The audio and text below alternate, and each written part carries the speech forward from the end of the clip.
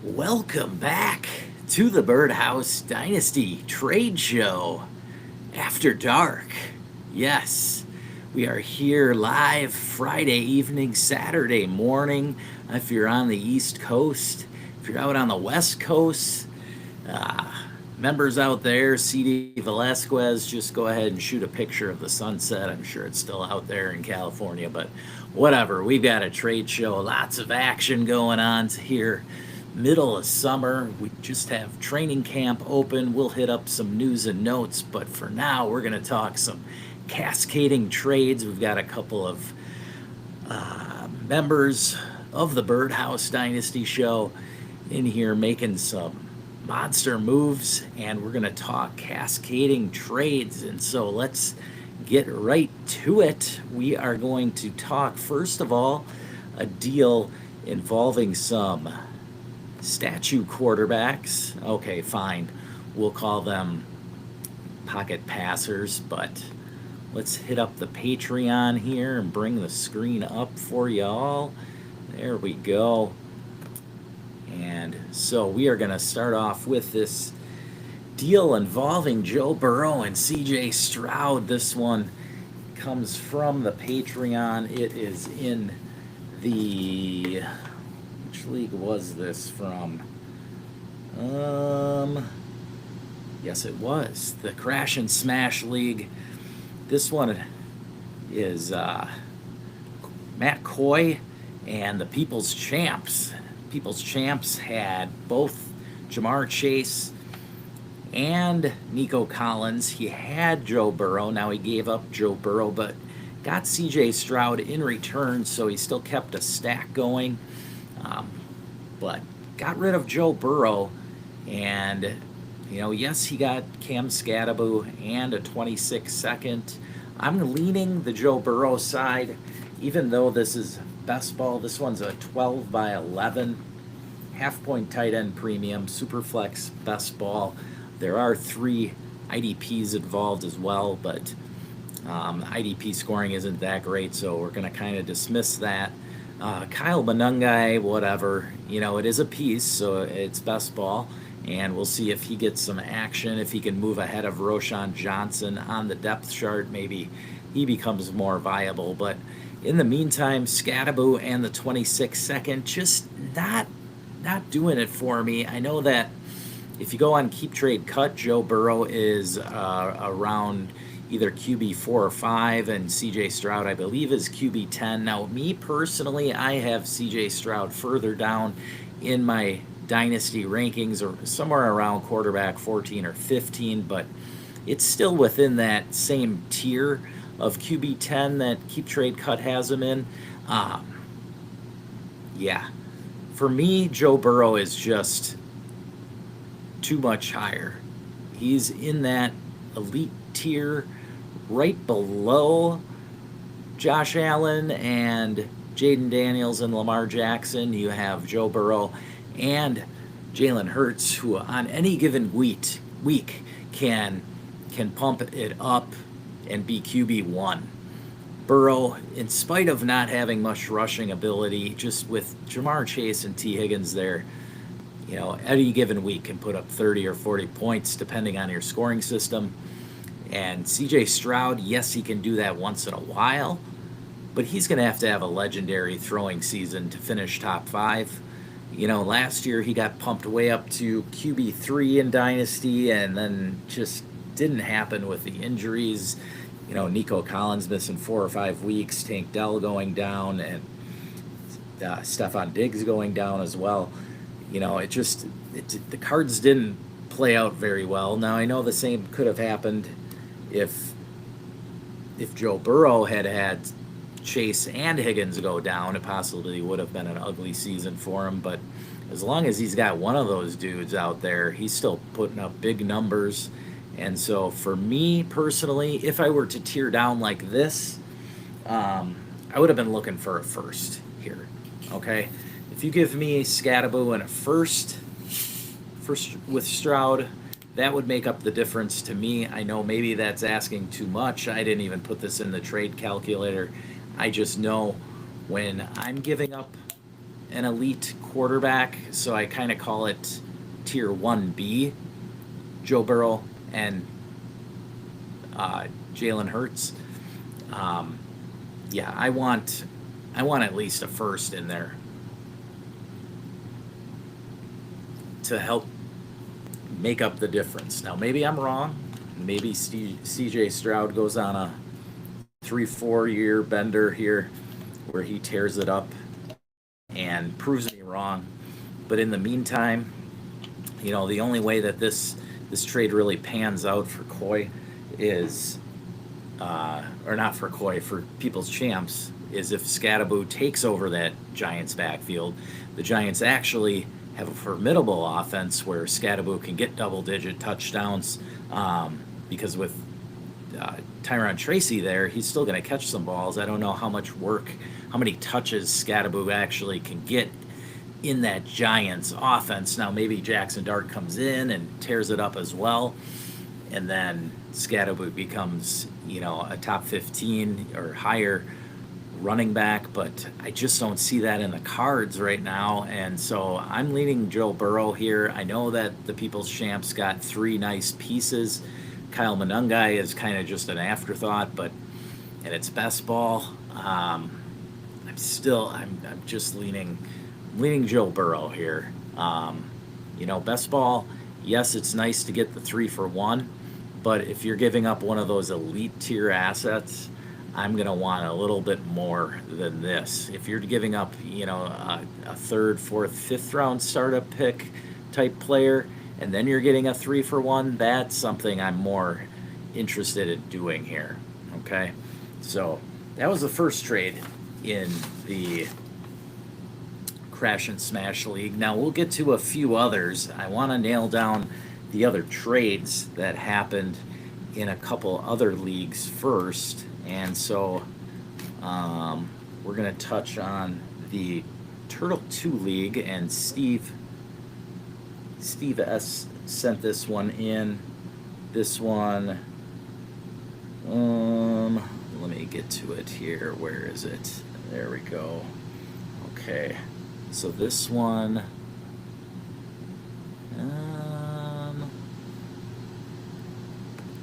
this one was a 3-for-1. Now, Turtle League is a 12x10, pretty cookie cutter type league. You've got 12x10, half point tight end premium.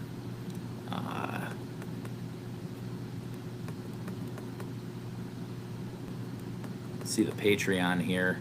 This is our Patreon, the chat room, and we enter our trades that happen in here for any of the Patreon members. And this one, it didn't actually involve Steve S., but he wanted to touch on the value of Jim Connor. Yeah, Jim Connor. James Conner here. Ryan Hovde giving up James Conner, and in return receiving a 27 second, 26 third, and 26 fourth. Now, right off the rip, I'd say that Hovde got better value here, but if Chupas was really looking for a running back and started with offering a 27 second for James Conner, and then Hovde came back wanting, this, adding a 3rd and 4th, I don't hate it, but I mean, I'm going to lean the Hovde side because of the value. But James Conner, if this is going to help push him over the edge, if this is like his RB2 and he's already got a stud running back, I don't like it if you're doing this and James Conner is not a starter. All right. If this is something, I don't love doing this in the middle of summer. Okay. Because what if James Conner goes down in the first couple of weeks of the year, right? This is a trade that you do if you're a contender and it's week 8, 9, 10, 11, and James Conner's healthy and he's rolling, and you know how James Conner can get. He could be a top 5 back when he's running good. I mean, he's a bell cow. He leaves Trey Benson in the dust. And so when we're talking redraft, I really like James Conner where he's going right now. And for Dynasty, he is a cheaper option for a top 10 back. And so do like getting James Conner. I just don't love the price at this time of the year, I guess. Now, if you wanted to get ahead of the rest of the guys, or if Havdi was doing a fire sale, I guess I can understand, but I'm going to lean the Havdi side right here, especially at this time of the year. Okay, so that was the deal in the Turtle League. Now, I want to do, there were a couple of trades in our Taco Corp League that just finished up its draft. I'm going to start off with the one involving our friend Matt English. Let me find where it's at here.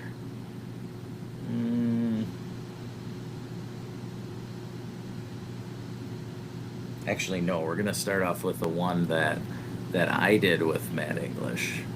Because this was actually a cascading type trade. So let's get into the idea of a cascading trade and what you're doing when you're cascading a trade. Okay, you're ideally taking an asset that you got equal or slightly above value. Even if you got undervalued on it, you could do a cascading trade. But basically, you got a higher end asset that you don't necessarily need, and you can trade down with it. Now, doesn't necessarily, you don't have to be in a rebuild to do a deal like this, especially in a best ball format. This league is a 12 by 12 super flex, full point tight end premium, and there is IDPs in this league. There's actually 4 IDPs, but still, and the IDP scoring is a little bumped up, jacked up, whatever you want to say. You're getting like 10 points a sack, 10 points an interception, okay? But still, the IDPs, like the IDP pool is so huge that, like, I didn't start drafting IDPs till round 23, and I still got myself some solid IDPs. So here's the deal. Now, it was made in the middle of the draft, so it still has some of the draft picks. So I'm going to explain the draft picks, who they were, to you, to not confuse you on that in that regard. Okay, so here we go. All right. So this one involved me and Matt, and here we go. So I received Matt's picks 7, 11, and 13. And what picks those were, in fact, I can slide it down, then you can see who they were, or most of them at least. So I got picks 7, 11, and 12. You can see there it was JMO, Jacoby Myers, and what ended up being Geno Smith. Now, he had already taken Geno Smith, so I'm not sure why. Maybe it's because it was somebody else's pick. But anyway, it was JMO and then the stack of Geno and Jacoby Myers for my 5-10, which I landed Justin Herbert in the 5th round. I ended up doing a QB horde in this league because there was Drake May was there in the 5th, Justin Herbert in the 5th, and then Baker Mayfield in the 6th. This was just crazy, insane value on the quarterbacks.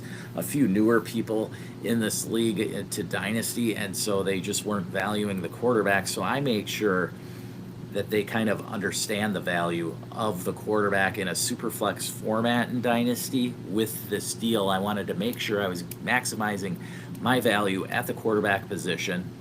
Okay, I wanted to do it early enough so that they were able to see what the value should be of a quarterback. I didn't want to wait until mid-season and then I was getting lowballed on all these offers. I wanted to do it now because I wanted to get some players so that I could actually try and maybe contend this year. And because I got insane value, I'd already had Jaden Daniels at pick 3, and I got Patrick Mahomes at the 310. So you can see right there, getting Mahomes at the 310. I mean, geez, I understand not liking the guy, but man, that's crazy value, and it just continued.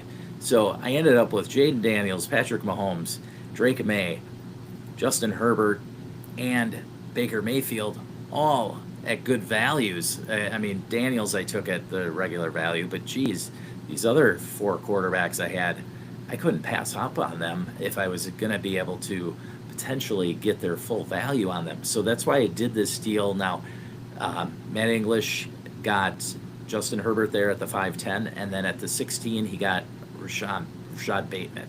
So in a best ball format, you could kind of argue Bateman and Jacoby Myers equal themselves out, but I give it a little bump because I got Geno Smith, so I'm getting a stack there. And then Justin Herbert, Jameson Williams, definitely not worth Justin Herbert, but Jameson Williams and Geno Smith, you could argue somewhat close. And then when you're getting the stack with Jacoby Myers, that's why I like the deal. I was getting 3 for 1, 2 for 1 there, essentially a 3 for 2. And so what I was looking at was with Justin Herbert, had I taken him in the 3rd round, where normally you would take him roughly, maybe even up in the mid to late 2nd round. At the beginning of this draft, there was no way, the way people were trading, that I was going to be able to land 3 picks like this, or in other words, do a 3 for 2. Everybody was making trades with equal amount of assets or equal amount of draft picks in this draft. I just gathered that from the previous trades that had been made. And so you got to know your league.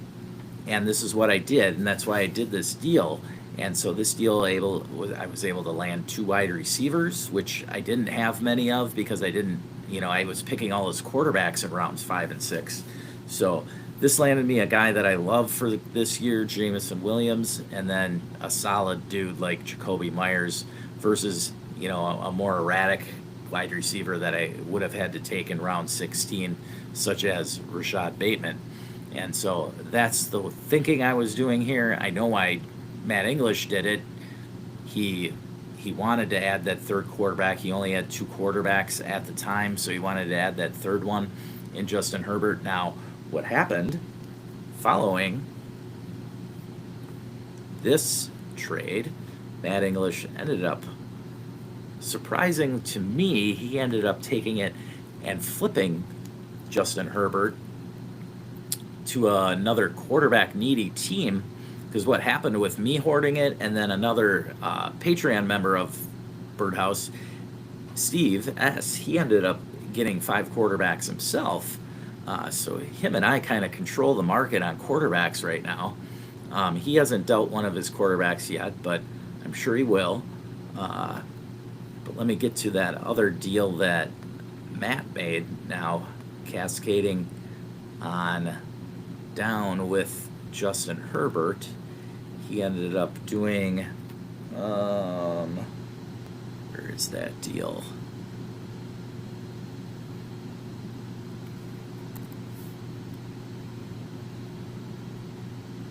Give me a second here and I'll find it.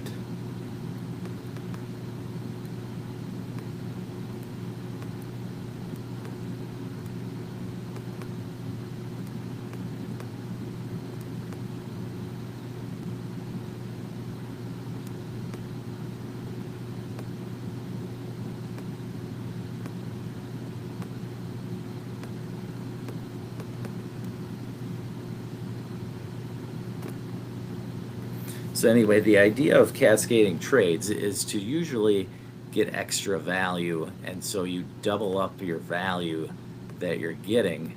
Where is that deal here? There it is. Okay, so you made a deal with Bin Laden. Okay, here we go.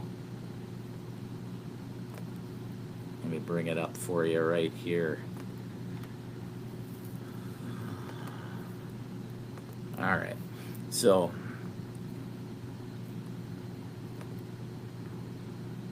there we go.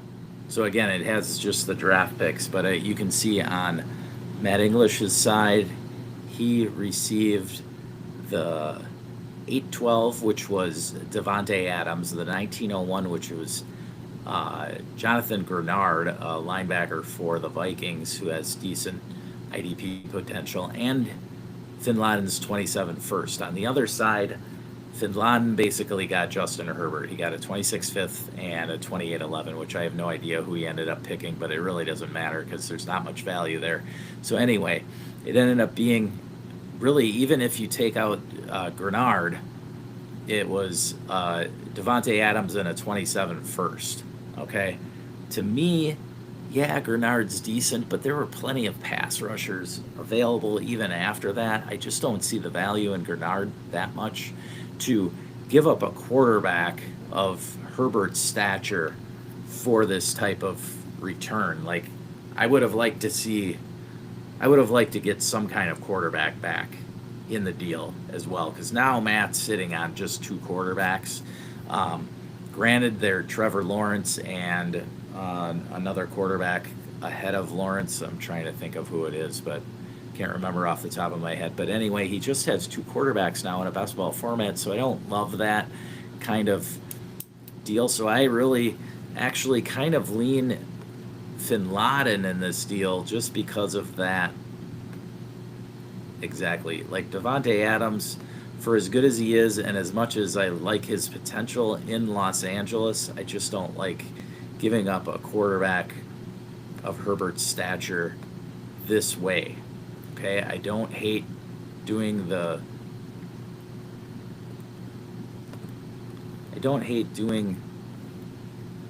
cascading trade. I just don't like the way that he went about doing it. I want to, if I get rid of a quarterback, I want to get a quarterback in return. Like I said, give up Herbert, and I still was able to get Geno Smith in the deal. Okay, it's not like I was giving up Josh Allen and getting Geno Smith.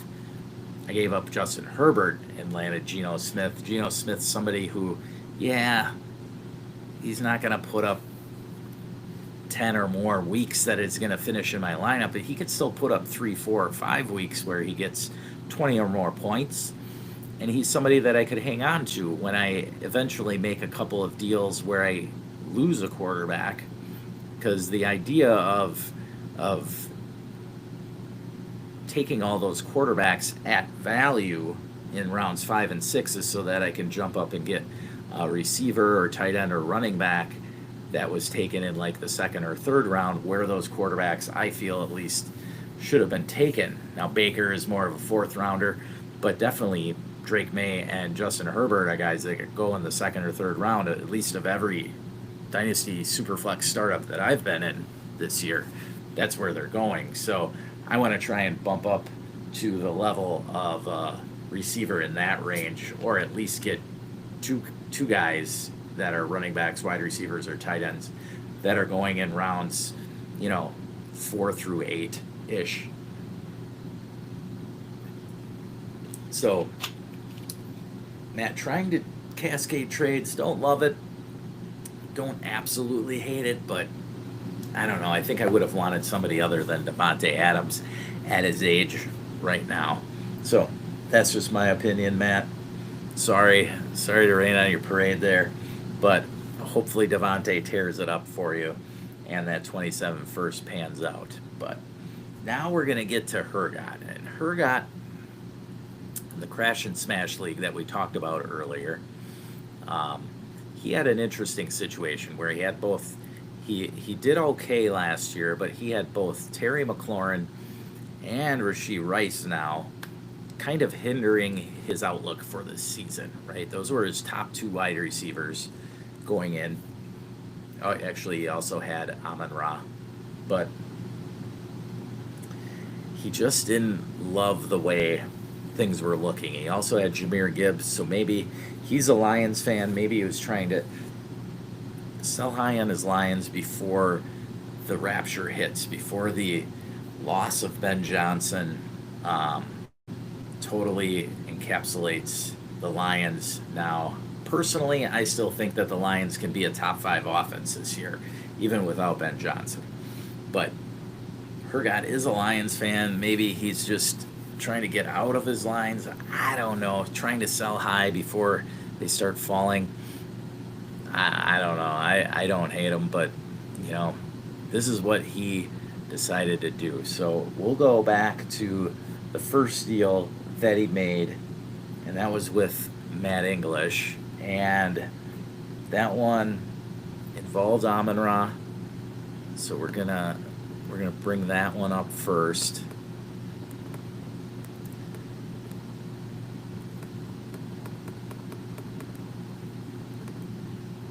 Okay. There we go. This was a wild one. Okay. So on one side we've got Hergot. Other side, Matt English there. Okay. So Hergot started this cascade off with giving up Amon-Ra St. Brown 27th, 3rd, 4th, and 5th.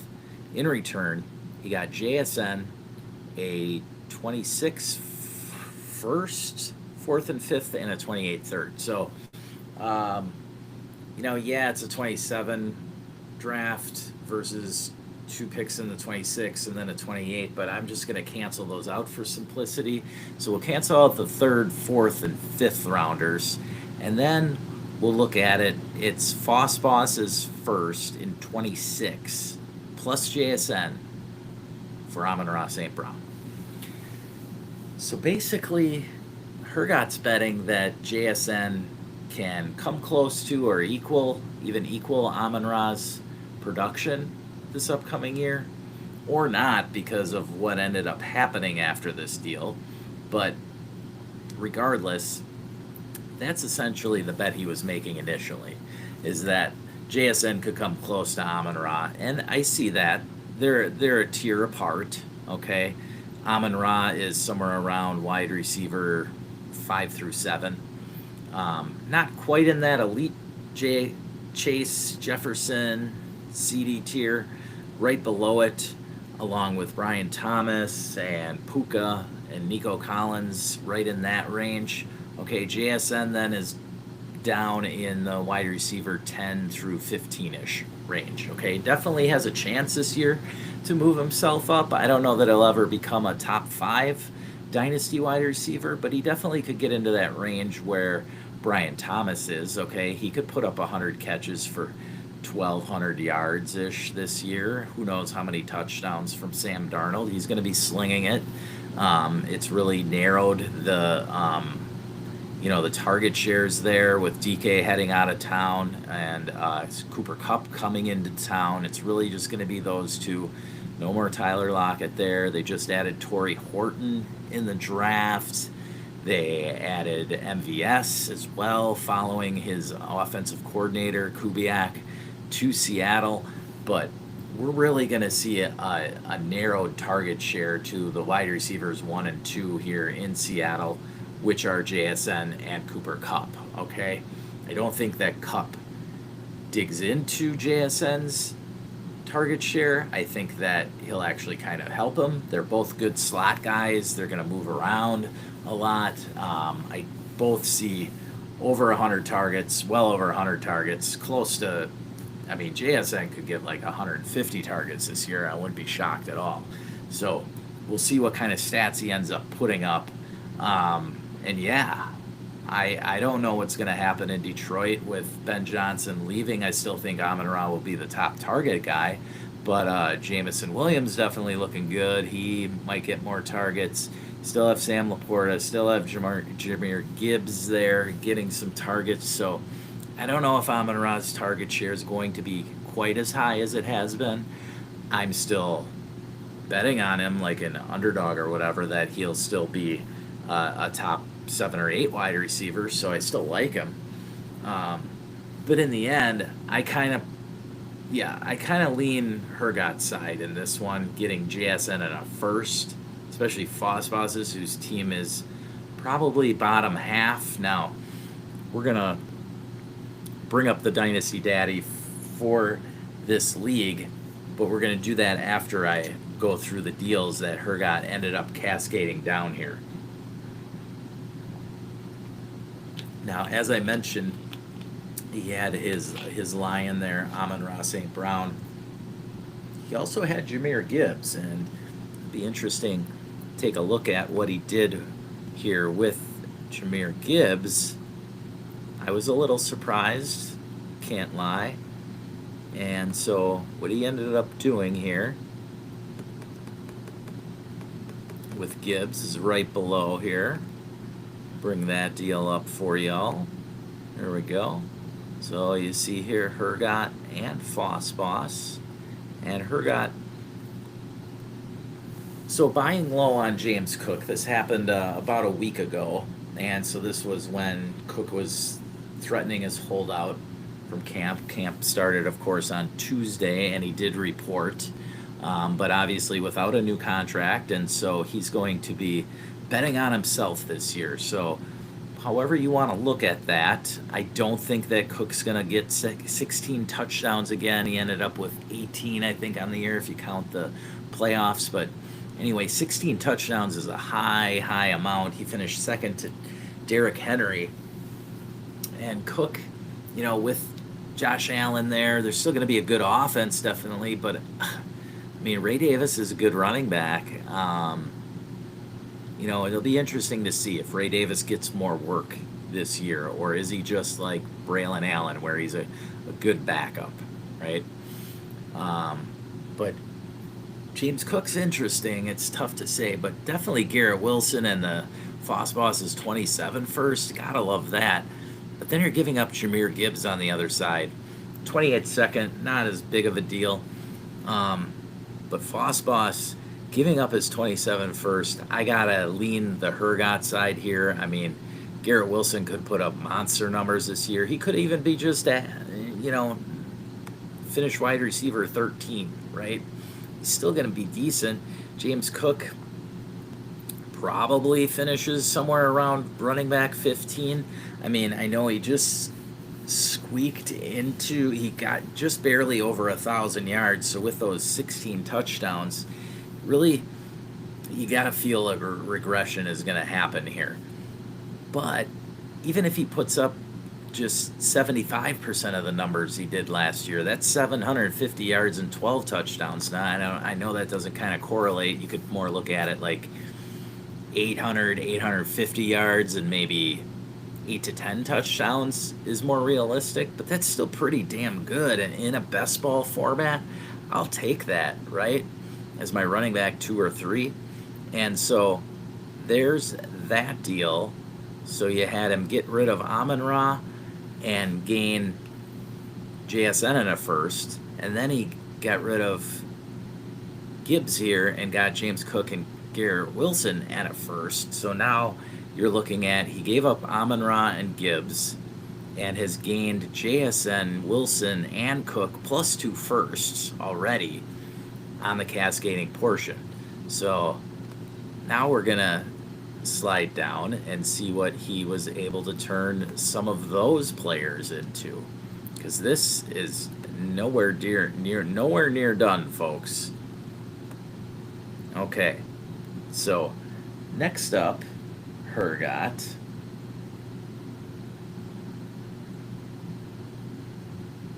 Yeah, we'll just go down to the deal that he did with me because we just spoke about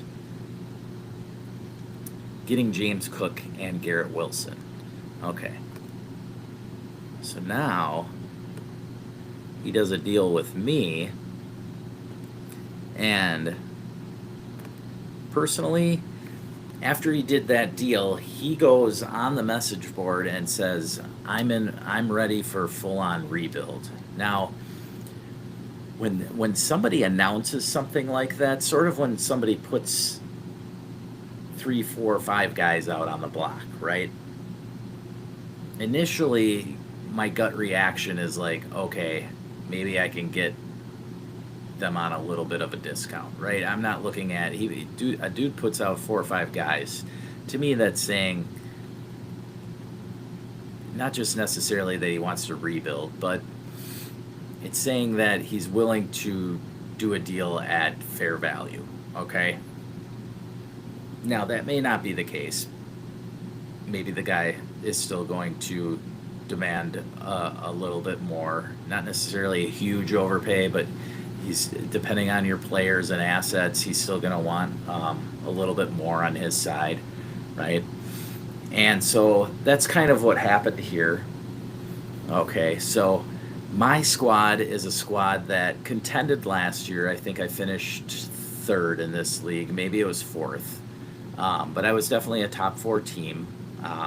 You know, I was a team heading into the playoffs. I think I was second or third in the standings, and so I I earned my spot into the semifinals. Didn't make it to the finals, but I still did all right.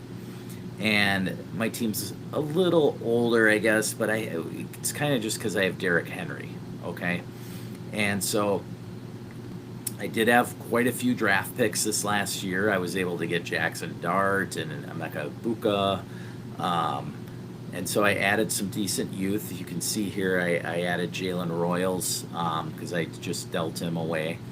But I didn't, all I had for 27, no, for the 26 draft, I had my first, third, and fourth.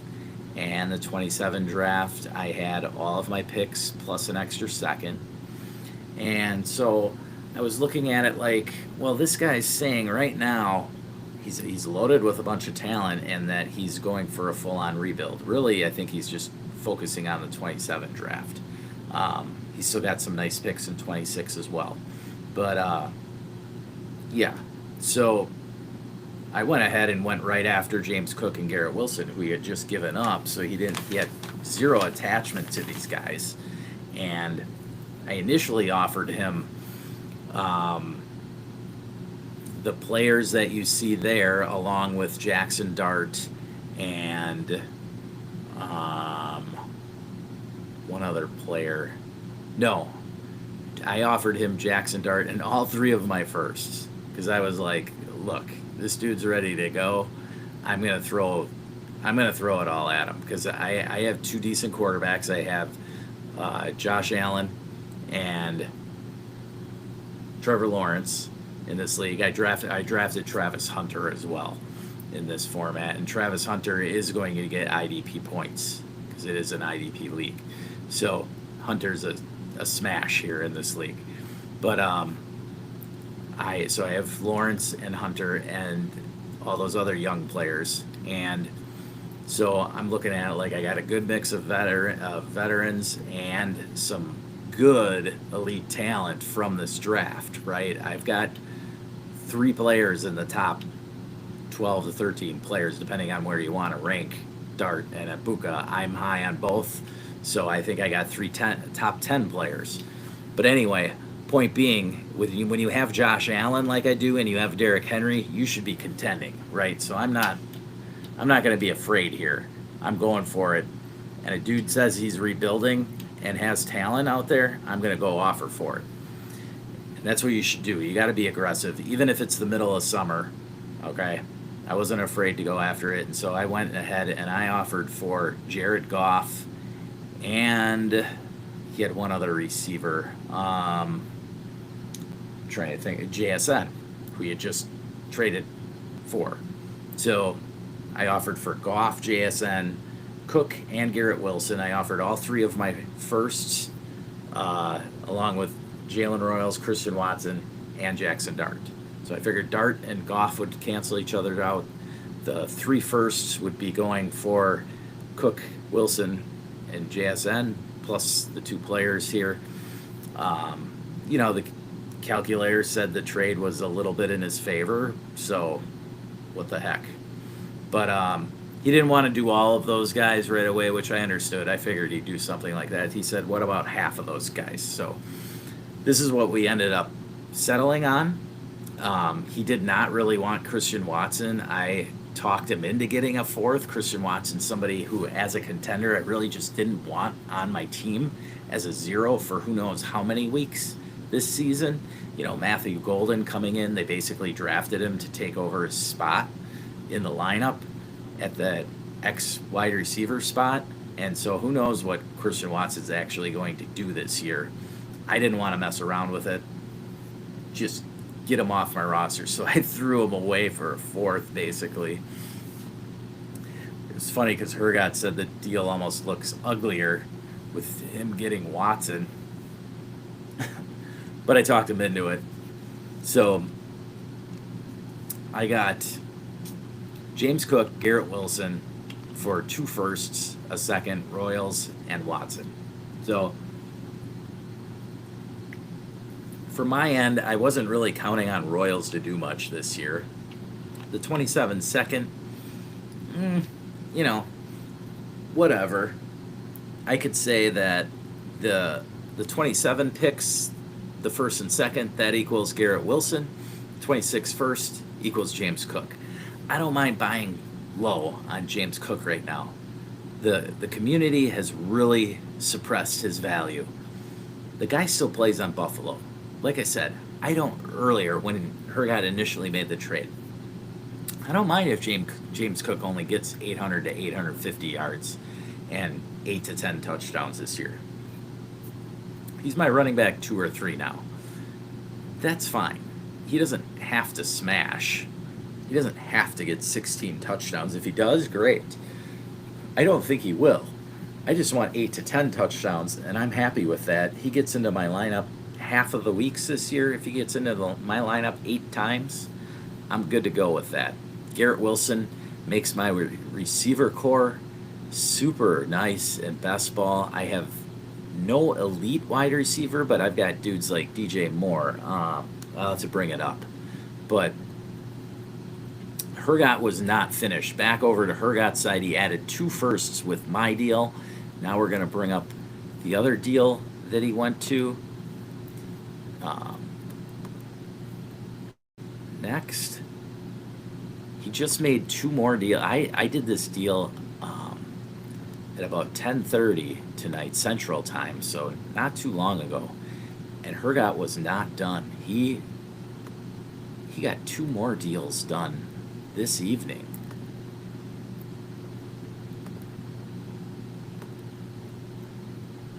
Yes, this evening. He was quite active. So here's another deal, this one involving JSN. So again, cascading down from Amon-Ra. Here we go. All right, so now he ended up getting Xavier Worthy, Woody Marks, and a 27 first, another 27 first for Isaiah Pacheco and JSN. So Pacheco, quite polarizing this year coming in. Now, last year he broke his leg basically and still returned. Didn't look good, so the community kind of suppressed his value. But, I don't love him. I really like Brashard Smith, but I also know that Brashard Smith is not going to be an all 3 down back. That's not what they drafted him for. They drafted him to basically be Jerick McKinnon the second. And so that means they still need a first and second down back. And yes, Kareem Hunt looked good late in the season, but Pacheco again was returning from a big injury. He didn't have to go out there. Like, he could have sat the rest of the year out last year, but this tough son of a bitch, he came out there and came back anyway. Didn't look good. And now the community is penalizing him for it. Had he just sat, I don't think his value would be as cheap as it is. So, anyway, Pacheco's more valuable than Woody Marks, okay? Xavier Worthy in a first for JSN, I can understand that, but I even lean Hergat's side on that because I'm really excited about Xavier Worthy right now with Rashee Rice's trouble. And we'll get to Rashee Rice in a second, but anyway, I prefer the Xavier Worthy in a first over JSN. So, does it make up for the difference between Pacheco and Woody Marks? I don't think so. Excuse me.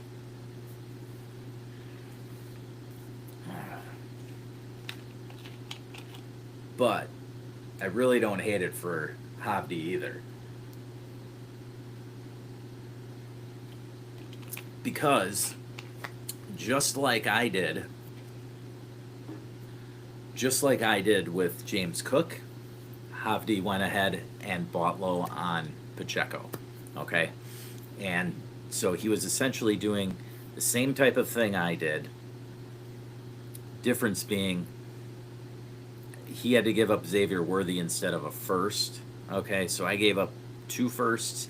He gave up Xavier Worthy in a first for JSN. JSN and Garrett Wilson very similarly valued. Um, and I see, JSN does have to battle Cooper Kupp for looks in a much higher pass volume offense that's going to be in Seattle than with the Jets.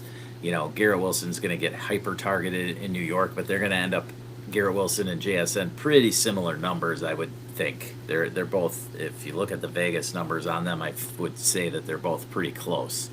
I'm going to slightly lean Hergot, but I bet if you ask anybody else about my deal with Hergot, they're probably going to lean Hergot's side in my deal with him too, because he's going down the track exactly what he wants to do, and he's just flooding himself with these picks, first rounders up the wazoo. And so now we're going to go slide down just a little bit further, and we're going to see the last trade that he was able to pull off of the night.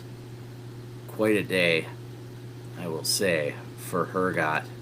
And that one, I don't want to forget about, he got rid of Cooper Kupp for a second in there. Not bad. Now, we could have waited on that one, but again, you don't want to risk it with Kupp, because if Kupp gets injured early this year, I don't know if you're going to be able to get anything for him. So here's the last deal of the night. It was just all draft picks for players. This one with B. Wyke.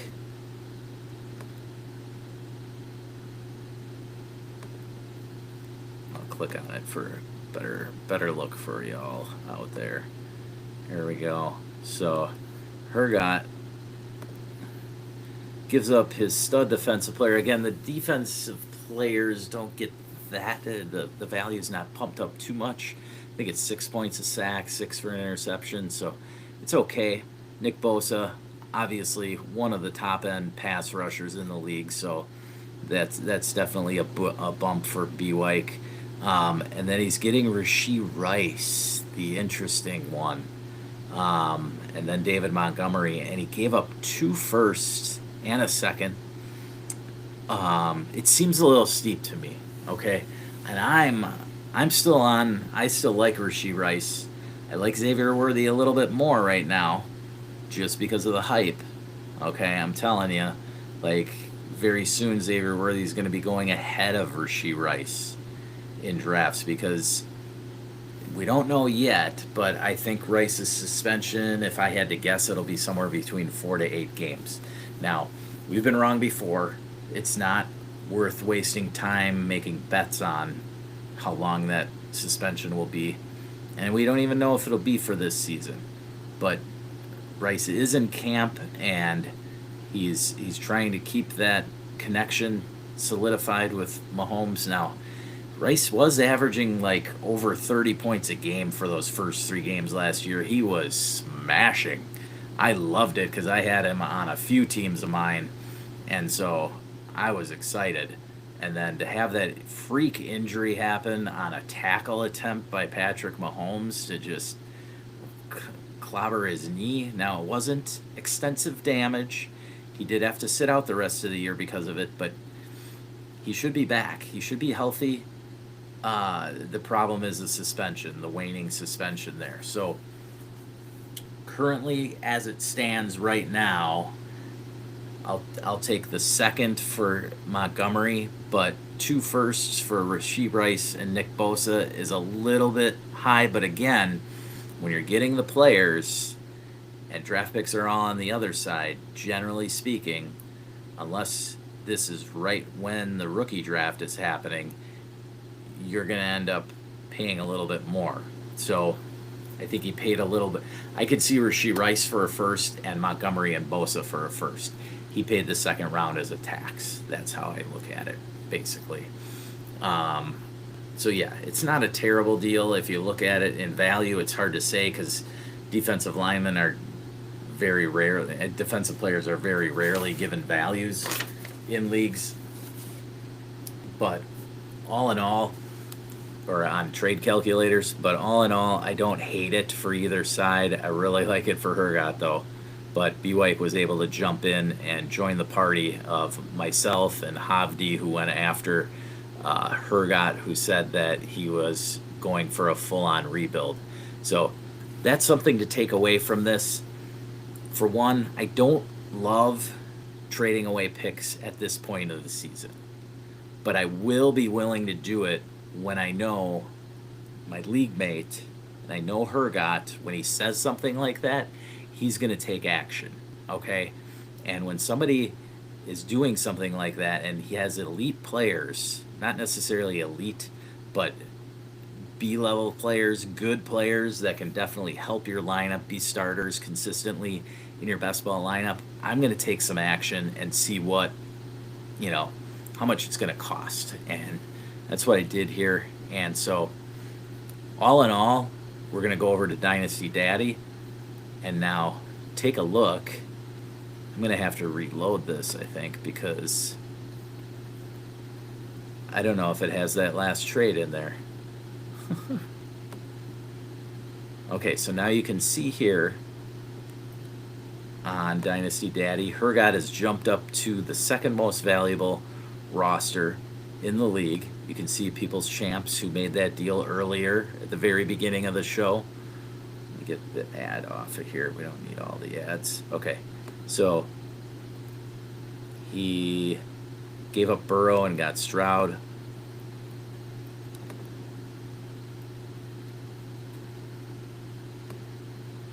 Now again, didn't hate that one, but now let's bring up Hergot's squad. Obviously now he's sitting on the top value if you value first rounders like Keep Trade Cut does, and that's where it's sitting at. So now his squad is sitting at Jared Goff, Tua, Daniel Jones, and Shedeur. Running back, he's got Harvey, Dobbins, and then it slides down to Jarkos, Hunter, Roshan, Dowdle. Okay, receiver room is Worthy, McLaurin, Burden, Jalen McMillan, Jalen Royals. Tight end, he's still stuck on Kelsey. Okay, so he's still got a couple of assets that are definitely there for contenders. McLaurin, Kelsey, those are buys. He's got Dobbins. And then depending on what, it'll be interesting to see what he wants to do with his quarterback room. But look at this draft capital. 4 firsts in 26. Now, you could say all of those are contenders, but because of everybody getting in on the action, like some of those are going to be mid-firsts. Then he's got a couple of seconds. Then you go down to the 27 draft. He's sitting on 1, 2, 3, 4, 5 firsts and 3 seconds. I don't know if I can. He might have more picks, and 3 seconds. So 5 firsts and 3 seconds. Like he's got 9 firsts and 5 seconds in the next 2 years draft. That, my friends, is how you do a full-on rebuild, and he literally could get more. If he wanted to trade away Goff, he could get a first. Harvey, he could get a first. Xavier Worthy, he could get a first.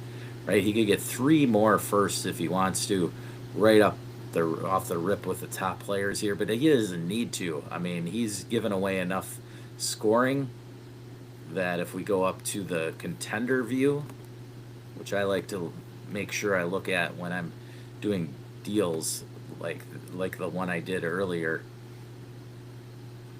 You can see here, I move up to, now Havdi jumped over me, B. White jumped over me, so, it's going to be tough sledding for me. There's my squad. Like I said, Brian Robinson was the other running back I had, but I like Kareem Hunt and Brashard Smith. I'm all right there. Quarterback room, Allen, Lawrence, and whoever's going to be the Giants quarterback. But my receivers are really where I'm going to make hay. I got Garrett Wilson, DJ Moore, Travis Hunter, Pickens, Debo, Khalil Shakir, Ibuka, and Darnell Mooney. Like all 8 of those dudes, any of which week, could get in my lineup. My tight end room is super ugly, but still can make. I just need one of those dudes to happen each week. Taysom Hill, I might end up cutting, but between Strange, Waller, and Conklin, I think I can be all right there. It's just going to be my receivers that are carrying me along with Josh Allen and Henry. So make my bet on that and see what happens. But Hergot now, his starters, very bottom. There it is. And so he's projected out now as the 101 pick because of the moves that he made. 101 pick for 26, potentially even for the 27, the big 2027 draft. So, yeah, gotta say, I love the evening that Hergot had. I don't mind what I was able to jump in and get. We'll see how the season unfolds. I definitely got some moves I can make with all those wide receivers. I could flip one for a running back if I need to, but otherwise I'll probably just sit on what I've got right now and head into the season like that. But anyway, that was a perfect example of cascading trades and the way to do it if you announce that you're going to start a rebuild. Yes. So now with all those firsts, hell, Hergot could turn around and flip around and have a contender before the start of the season. Who knows? Done that before. Said I'm going to rebuild, then accumulate a bunch of firsts for well over market value, and then you turn around and flip those when the draft starts happening, and you can accumulate some good point scoring bets. Now, right now, people are getting ready. It's redraft season. They're seeing what their players are projected, and they're thinking points already. So, yeah, it's crazy what people are just throwing away. I did it myself right there. You could see I gave up 2 firsts in 26 and 27, but I feel pretty strongly about what I got. I got Garrett Wilson, got James Cook.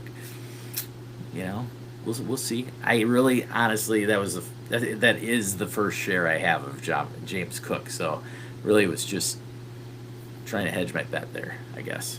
I have 3 or 4 shares of Ray Davis, so I don't know. We'll see what happens there in Buffalo, but I don't mind it. So anyway, there we have it. Some cascading traits. Now, before we go, I just wanted to mention I did have a few news and notes from training camp. One, Justin Fields. Again, I just traded for Garrett Wilson. The news on Justin Fields is good.